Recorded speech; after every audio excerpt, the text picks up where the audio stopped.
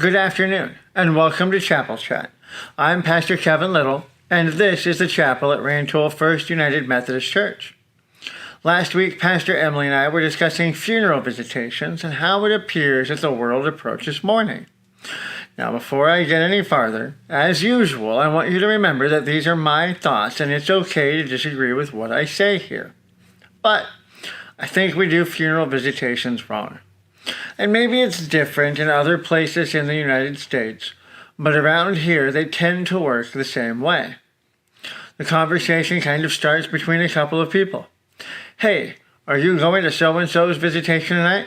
Yep, but I want to get there early so that I can beat the crowd. Yeah, I agree. I hate standing in line for too long. Great. Maybe we should go together. Maybe we can even get in a little early and be gone even faster. Oh, that sounds good. Let's grab some dinner afterwards. Does that sound familiar? I've been part of these conversations before, so I know they happen. And it's wrong. Why on earth does a family have a visitation? I mean, stop and think about it. Really think about it. I'm sure many of you have been part of a visitation before, but maybe you haven't.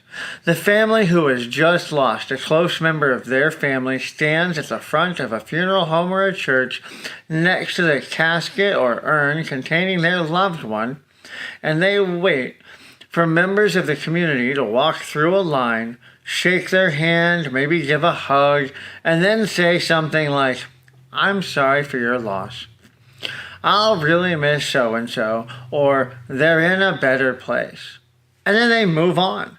And the next person steps up and says the same thing over and over again for between 1 and 3 hours. How does that help the grieving family? How did we even get to this process? Well, it all starts with Job. Job is widely recognized as the oldest book in the Bible, and when Job loses everything, his 3 friends show up to sit with him in his grief. It's an early reference to what would become a funeral visitation. We all know that their conversation takes an unpleasant turn, but the important thing to our conversation today is that they sat with him for 3 days. 3 days. Just sitting with him in his grief, sharing it. These weren't family members who were obligated to spend time with him like that. They were just friends who showed up to share his grief in some way. They didn't walk up, shake his hand, and talk about how his children were in a better place while he sat there covered in ashes and scraping boils off his body with a piece of broken pottery. They sat there with him in silence for 3 days. Then they start to say questionable things, but at least they waited for 3 days before they started. We see similar activity in the book of John with the death of Lazarus.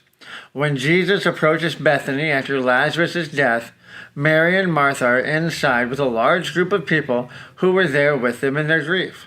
The community had come together to spend time with them as they mourned. They would have brought food to share and were only there to sit with Martha and Mary and cry with them. And they'd been doing that for days at this point. So here we are now, 2,000 years later, and we've taken that process and made it work like a fast food drive-thru. You pull up, you say a couple words, and then you drive right off. You've done your duty to your friend, and now you can move on. They will continue to mourn for days, months, even years. And that's kind of how we approach community now. We take a quick moment, even when we actually take that moment, and then we move on, counting on them to get themselves through it. I know, the system is already in place and operating like that. I get it. It might be hard to change something like that, but does that mean that we shouldn't try? We couldn't really have a visitation when my dad died, and I'm honestly glad that we couldn't. I don't know that I could have tolerated someone coming through, saying something polite, and then moving on with their life. Many of you know that there are moments when surprising things can come out of my mouth. And I'm not sure I'd have had the proper self-control in that moment.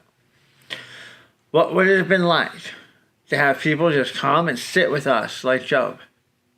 We can blame COVID for making that less of an option, but I can't remember recent times of communities coming together like we see in John over the past 20 plus years. We've moved away from those connections. It seems awkward to do. We have other things to worry about. It's kind of similar to the impulse that we have to keep shortening our worship services and our times on Sunday. There is always something competing for our time. But what if we actually spent time sitting with one another in mourning? No rush, no conversation, no expectations, just being with each other and taking care of each other.